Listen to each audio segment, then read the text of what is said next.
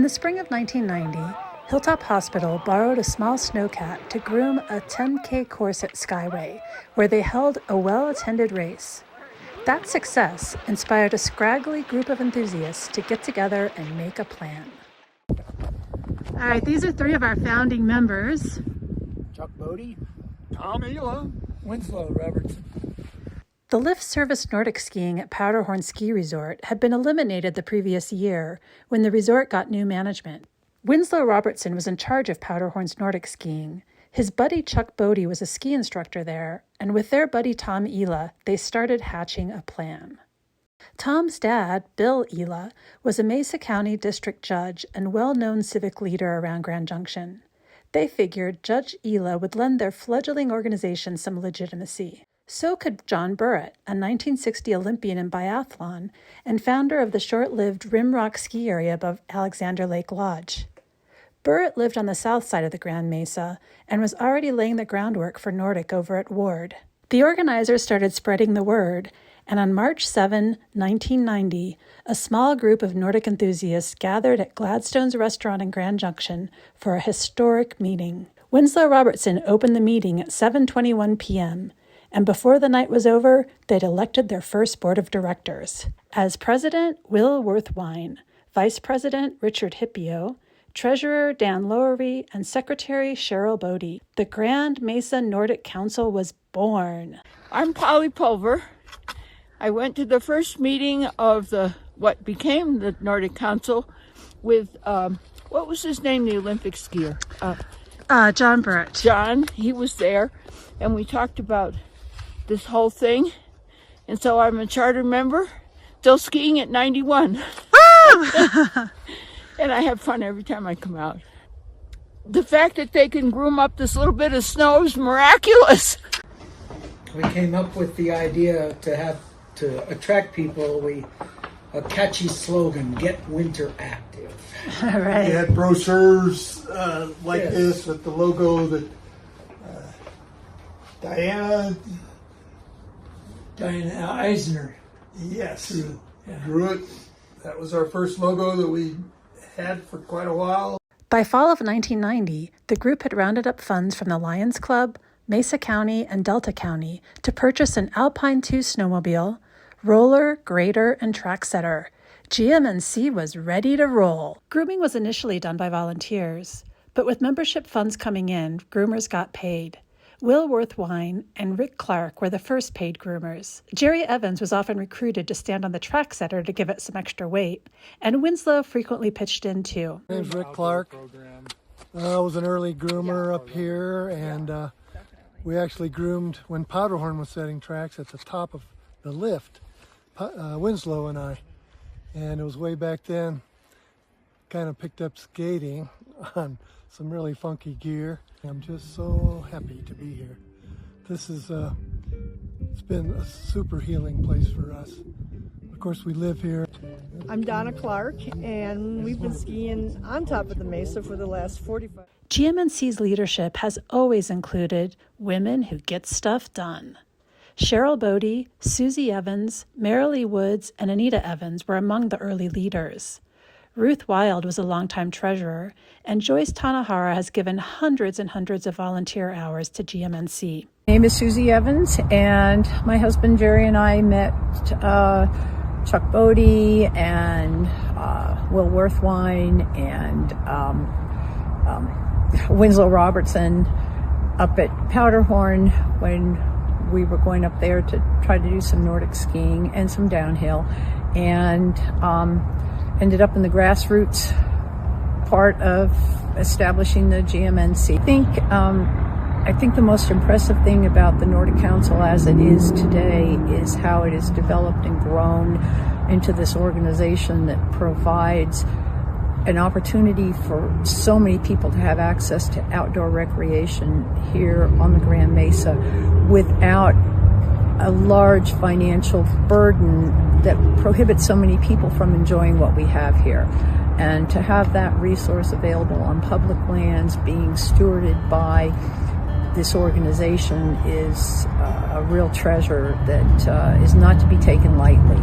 What distinguishes GMNC is its people. We are a community, a place to belong. This is where you find your people.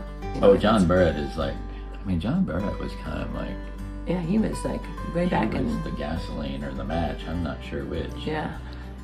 But John was the one who, well, I think it was, I'm sure it was because of John that we even went to that initial meeting. That's how we Yeah. found out about it. He cared about He getting did those kids so outside. much. I mean, it was like true to his heart. And he donated all those skis. Yeah, he did. Yeah. Anything we Everything. wanted, and then When he could no longer do it. and when we asked, you know, if it was okay, if we could continue his legacy, he was Yeah. like totally supportive of that, and he really wanted to see that happen.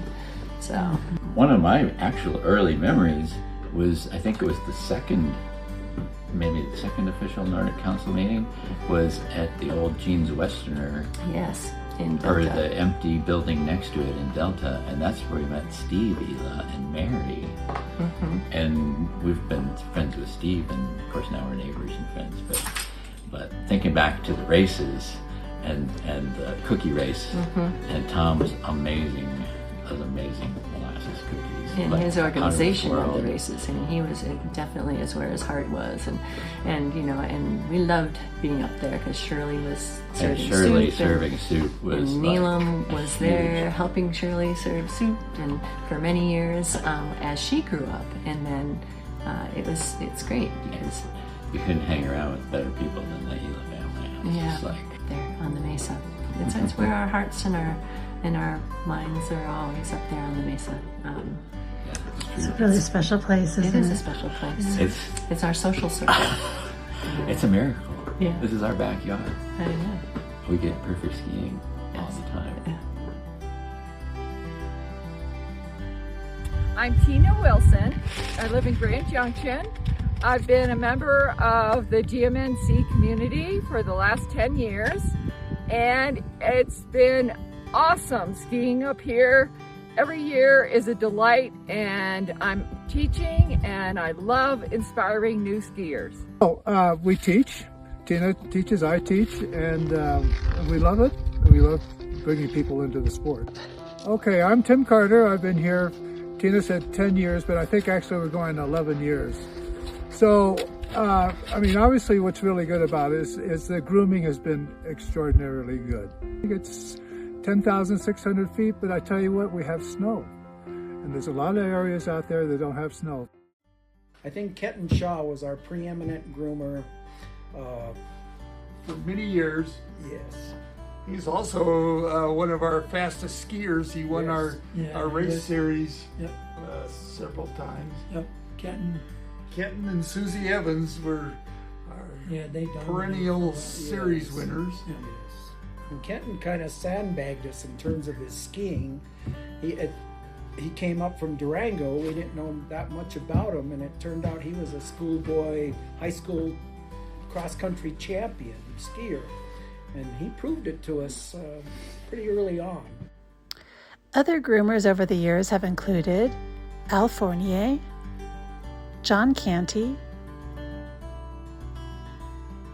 Rich McCraner, Dave Smith, Gordy Steidel, Eric Jansen, Hannah Grossman. Today, Tigran Bailey, aka Cat Madness, runs the show. His deputy is Jared Sears. Hi, my name's Tigran. I'm your groomer at the Grand Mesa Nordic Council, and I'm inspired to share with you the community and the movement that we are all part of here at Grand Mesa Nordic Council. Thanks for sharing. Oftentimes we will start the cat around 9 o'clock at night, so it's very cold, and we'll have to sit there with the generators running for an hour, maybe 2. If it's an extra special cold night, it might even be 3 hours where we're just waiting for the cat to start, just trying to make the best place for us all to come and share movement and have a great time. Thanks for sharing, everybody. The Snowcat was a game changer for GMNC. My name's Joe Ramey. I'm a longtime member of the Grand Mesa Nordic Council. I think I became a member in 1998, even before I moved here. And then I served on the board a couple of times.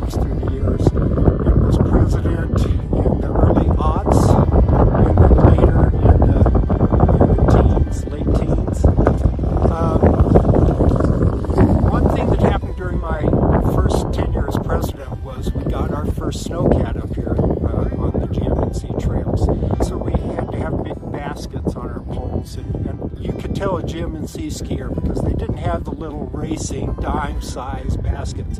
Oh no, we bought the biggest baskets we could find. And my ski poles still have those big baskets on them. But we don't need them since 2006 when we got our first snowcat. It was a piston bully 100, kind of a smaller size piston bully. It groomed 10 feet wide. It was not universally accepted by the members because, you know, people have been skiing up here since the 70s, and I remember a board member coming up to me then and saying, "Oh, Joe, this is going to be really bad. This is going to be really bad."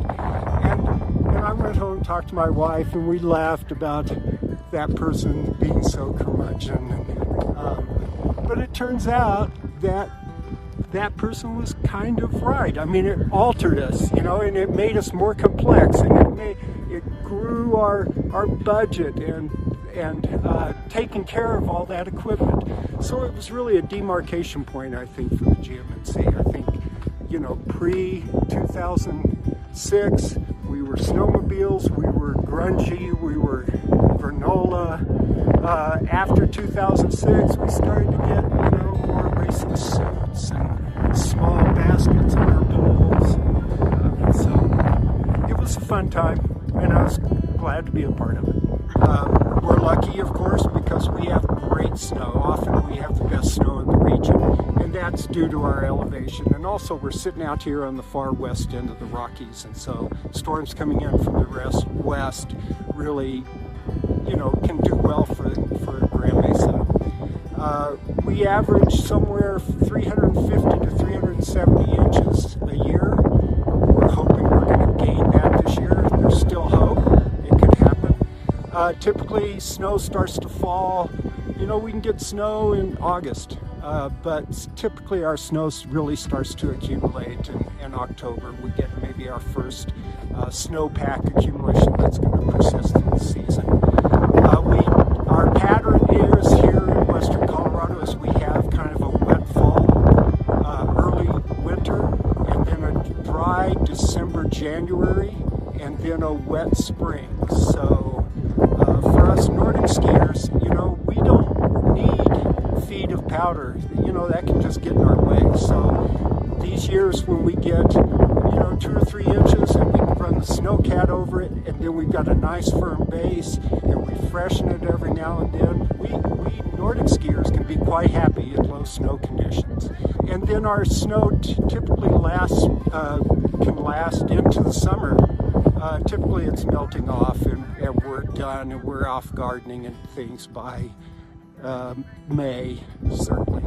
But this is, you know, a snow paradise up here.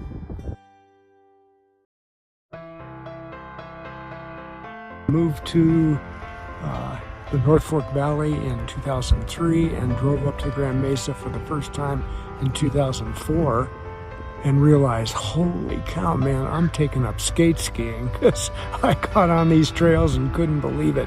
And I've been resisting skate skiing for years. So 2005, I started doing that, and I've just been up here ever since. I joined the board. I helped Joe Ramey with a survey that kind of an organizational development thing. Yeah, joined the board, took on being secretary, and never did treasurer, thank God, and then was served as president for 3 years. So, the hut.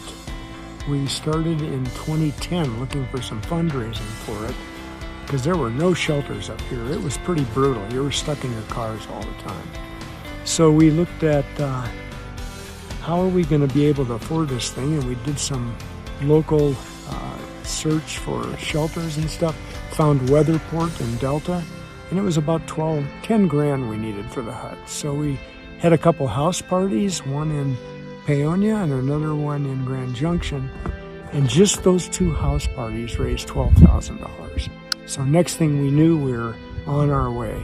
So we had a crew, JC, Bob Major, Brad Burrett, a whole bunch of folks just showed up out of nowhere to help us build this thing. We had to make a platform, and we got it up for the first time in the winter of 2011, 2012, I believe.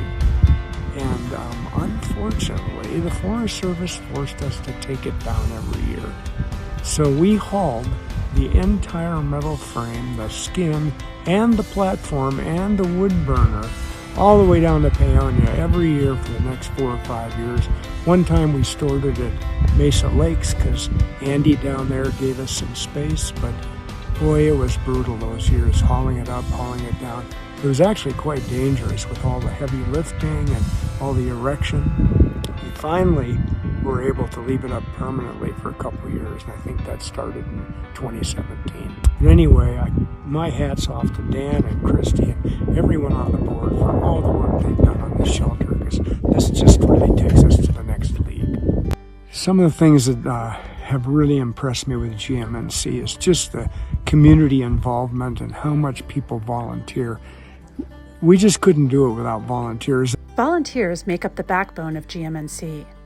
From our volunteer board members to trail ambassadors, fall trail workers, and event volunteers, we depend on our members who give back.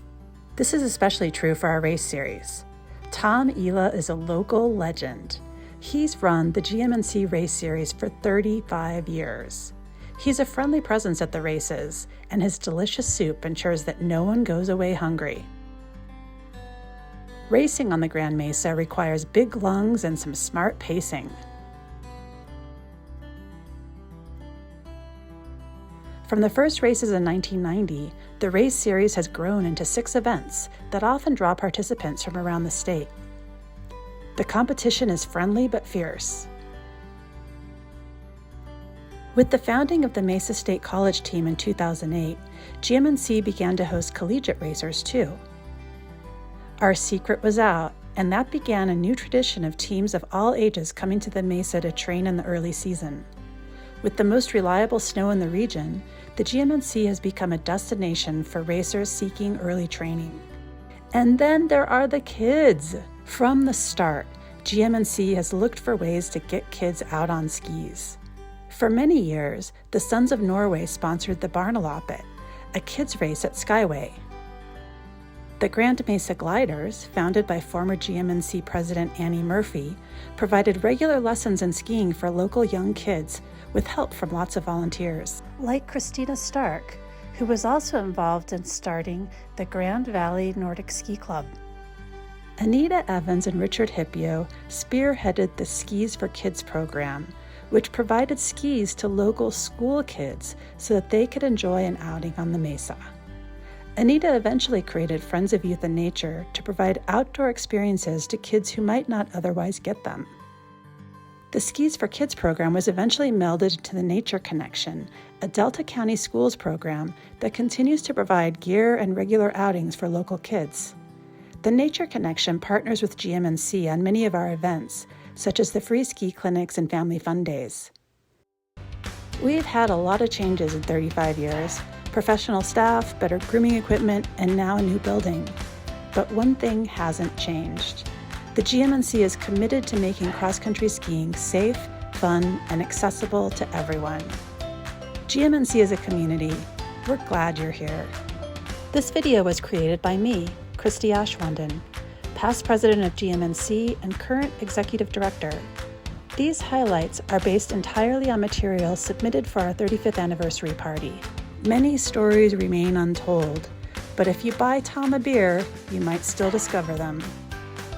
Huge thanks to all the people who contributed material.